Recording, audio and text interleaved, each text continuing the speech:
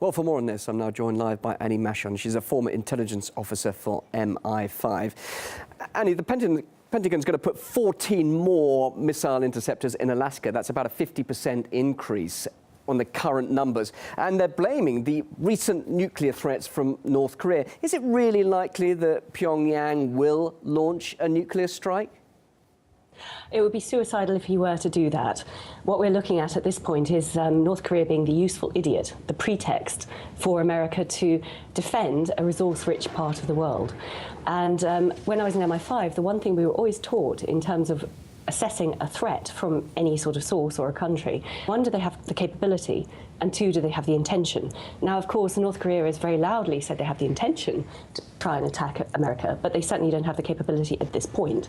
And even if they were to develop intercontinental ballistic missiles, the nearest bit of America they would hit is only Alaska, and that's why I think America's citing these new defences in Alaska. But Iran's always been a concern. Is it still not a major threat, or is North Korea now the enemy number one, as it were?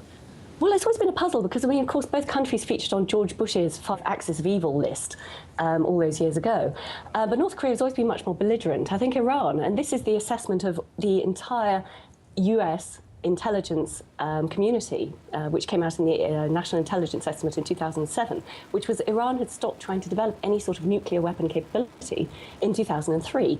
And this has been stood up time and time again since 2007. So we all know that Iran is not a real threat to America's interests. We all know it's not a threat to the West. And this fake shield they were trying to provide to Eastern Europe, because they would be in range of any missiles that Iran might be able to launch, was just a fake ploy. I think it was used as an excuse. So it's interesting now that the focus is moving to an overtly aggressive but very small and incapable country away from Iran. But I hope it's not a feint to make people sort of stop watching Iran and stop watching the US government lies, trying to find an excuse to attack Iran. Or then, if you say it's a fake threat for Eastern Europe coming from North Korea and Iran, how do you see the future of the anti-missile defence shield now in Eastern Europe? After all, now we're seeing blaming the lack of resources and also its effectiveness. That's why they're pulling out of Poland or not going ahead with the base in Poland. So how do you see the future of the AMD now?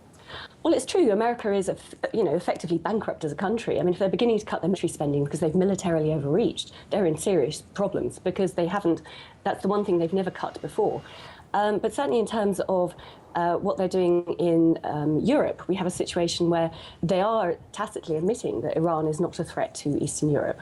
And that's a problem. But the final point really on this one is looking at where the money goes when they try and develop a ballistic missile defense system.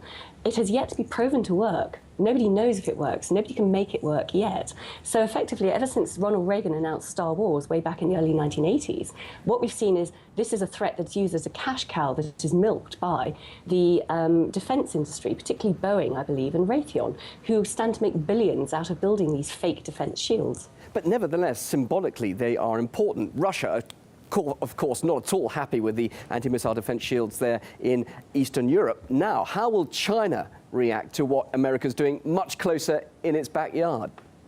Well, that's going to be a very interesting question. It's almost like North Korea is the patsy. It's been put up as the reason to put these new defences in Alaska.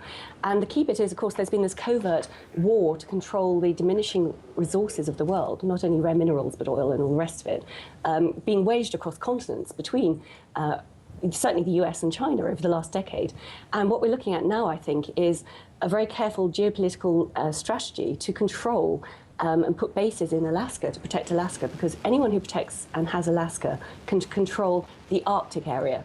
And as the Arctic begins to melt more quickly and more countries are going to fight for the resource-rich area as the ice recedes, then America, by having these defences in Alaska, will be very well placed to protect its economic interests in that area.